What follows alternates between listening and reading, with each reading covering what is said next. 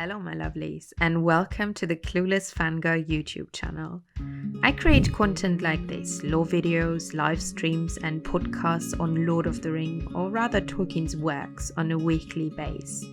If you want to follow me on social media, all links are in the description of this video. Enjoy! Secrets of Numenor. Hello my lovelies and welcome back to the Secrets of Numenor. This is the second part of the Secret series. If you haven't watched the first video, what are you doing here? No, seriously, go and watch the first one. Everything might make more sense then. So we already talked about the size of the population and the armadas, as well as some facts about the island itself and its kings. In this video, I want to continue with the topic of religion, education, the language and the customs of Numenor and the major cities. So let's get going. Regarding the topic of education in Numenor or Middle-earth in general, actually we sadly do not know too much. Just like in the Lord of the Ring books, the topic of education is vague. Where there are schools, where there are museums, where there are libraries and universities, possibly. It is weird, Tolkien working in education himself, not making this a big topic in his works. Still, we know Aragorn, for example, saying that there was not much knowledge of the old days brought to Middle-earth by the few survivors, except some song and verse about Ar-Pharazôn and his pompous armada. So, a 3,000-year-old civilization and nothing really was left of them. They literally just escaped with their lives and a few heirlooms. Because take a look at our own history. The case with refugees is mostly they want to keep their traditions and languages alive for themselves but also for their children. They at least tried to preserve old knowledge of their ancestors and they were proud of their history and celebrated their past. They did not want to forget where they came from and had music and literature and poetry, customs or clothes preserved for coming generations because they were proud of who they are and where they came from, especially in a strange and foreign land they often did not choose to become their new home. I feel this is not the case for Numenorians. It is like all knowledge was mostly erased and they started anew on purpose. It was like they were ashamed of what had become of them and they did not want to continue in the same fashion that led to the downfall of their whole civilization. Some artifacts did survive though and were from then on heirlooms to the survivors and the new line of kings. But let's get back to our topic of education. I really find it weird a man that literally invented languages is not really telling us anything about where is all that taught. And this does not only go for Numenor, but for Middle-earth in general. Let's look at the hobbits, for example. Many of them could not even read, so I do guess there was no school system like the one we know of. Obviously, things like agriculture and some traditions were taught to the younger generation, but especially literature and written word was not anything to strive for in the Shire. At least not for the average working class hobbits. Some upper class hobbits obviously had a form of education and we know some richer families even had libraries and such. But in general, I'd say they did not have an educational system. The same I'd say goes for the dwarves.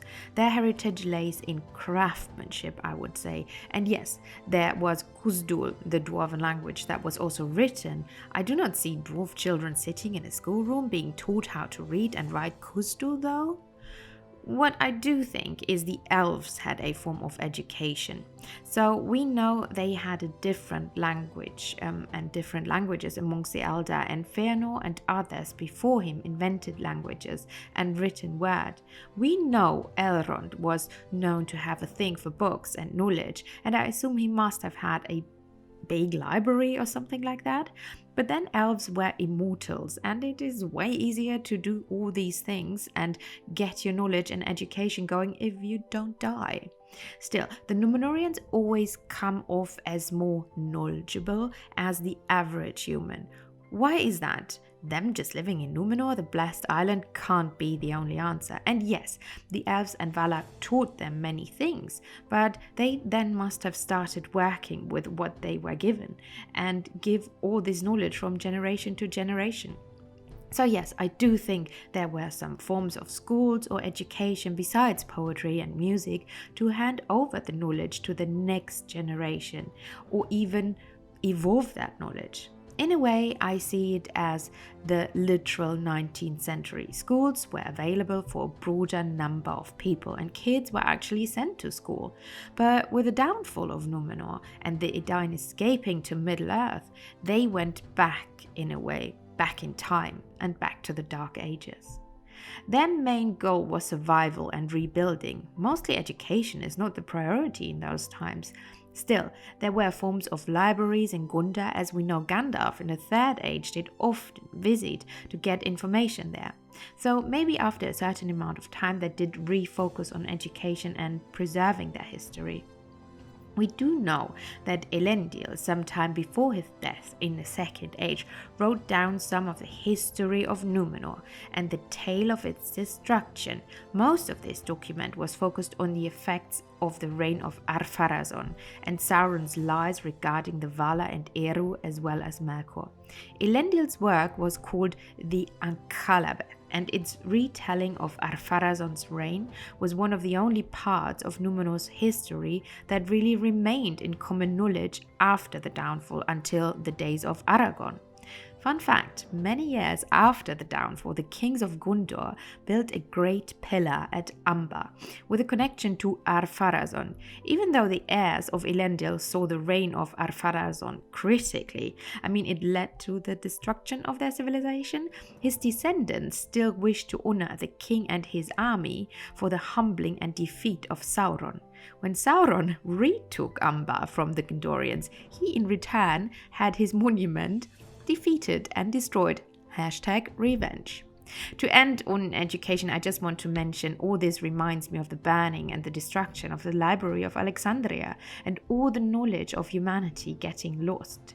Here on purpose. Although in reality we know it didn't actually really burn but declined over time. Still, it kind of reminds me of that.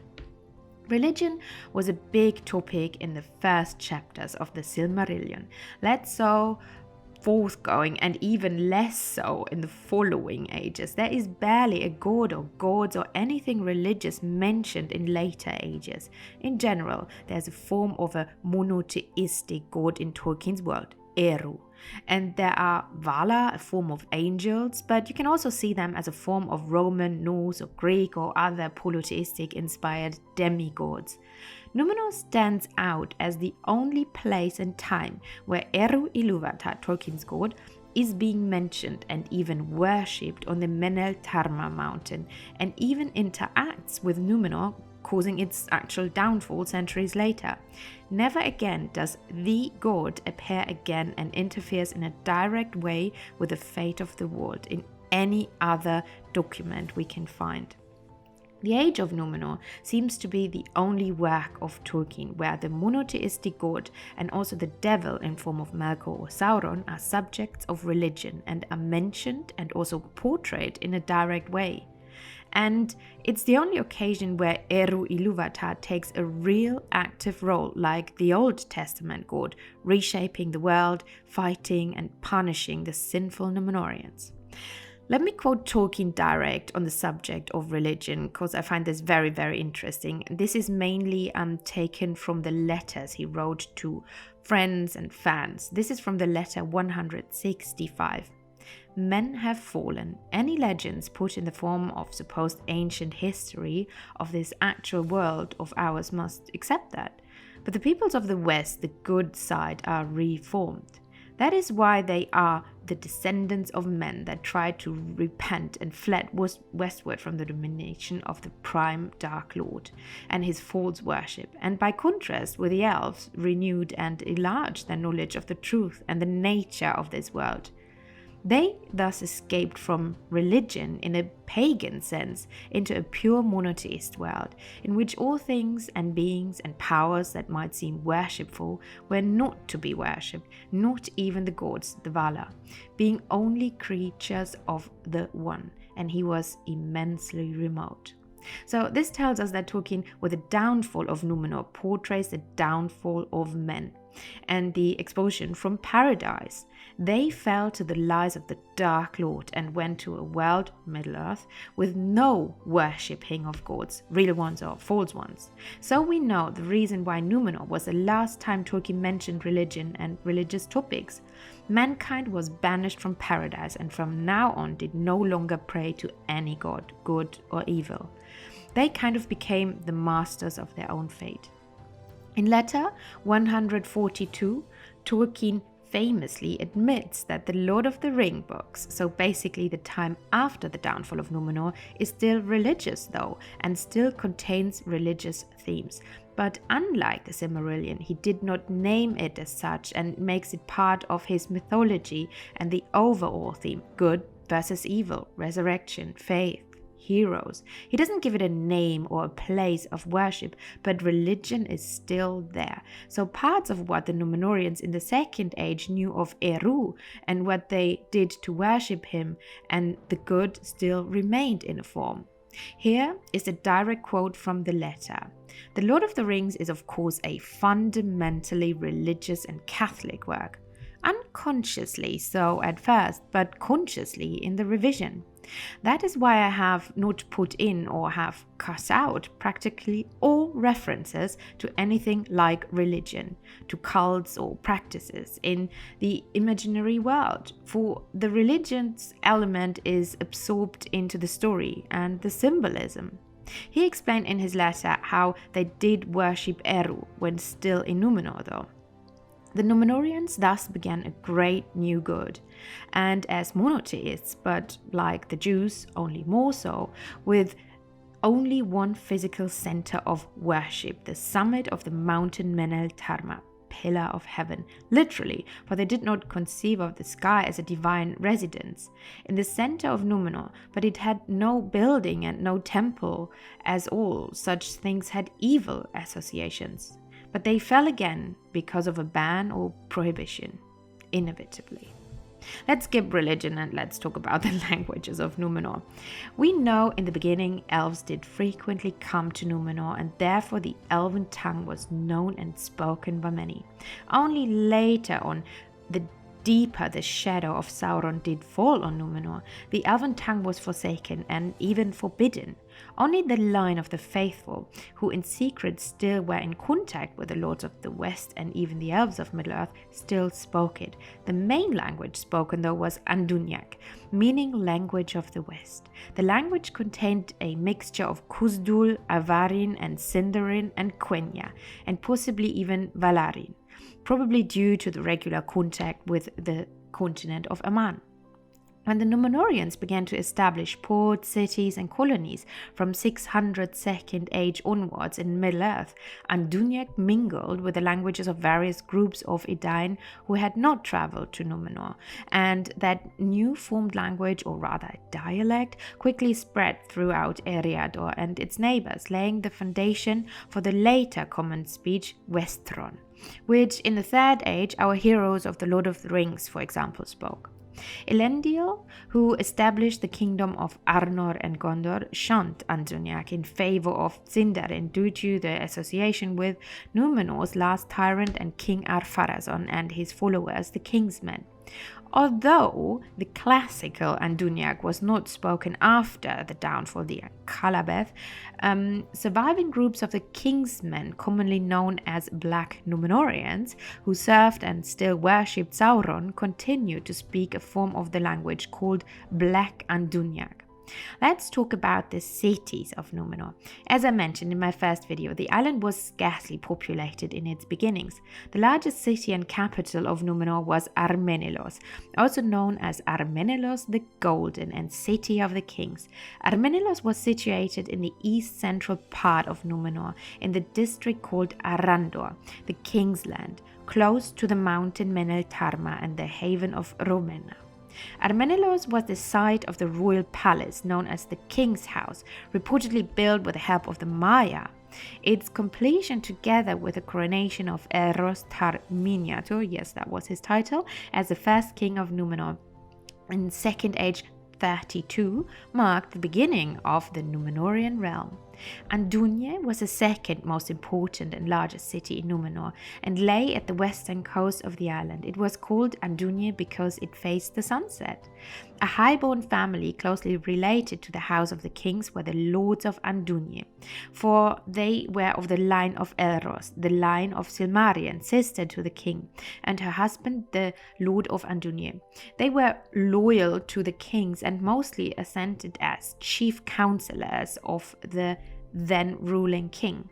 Their line, the later line of the faithful, were always close to the Eldar and even the Valar, and as the shadow fell over Númenor, they did so in secret, as during Númenor's darkest days it was even forbidden to talk the tongue, and Eldar, Maya and Valar were even forbidden to enter Númenor ever again, proclaimed by the king himself. I think the importance of the city of Andúnie as the home of the faithful is simply shown in the name and the many resemblances. The language was called Andúniag. We have a river called Anduin, and Tolkien says in the Silmarillion that Andúnie was overshadowed by the growing power of Númenor's capital, and that coincidentally happened around the time of the shadow falling over Númenor and the days darkening. I imagine things getting worse, a bit like the fall of Babylon. What we learn is Númenorians got more and more obsessed with wealth and power and dominion over others. They became the greatest nation of men that ever was. It seems they were not afraid of anything, yet there was one fear, and that fear grew over time and became an obsession.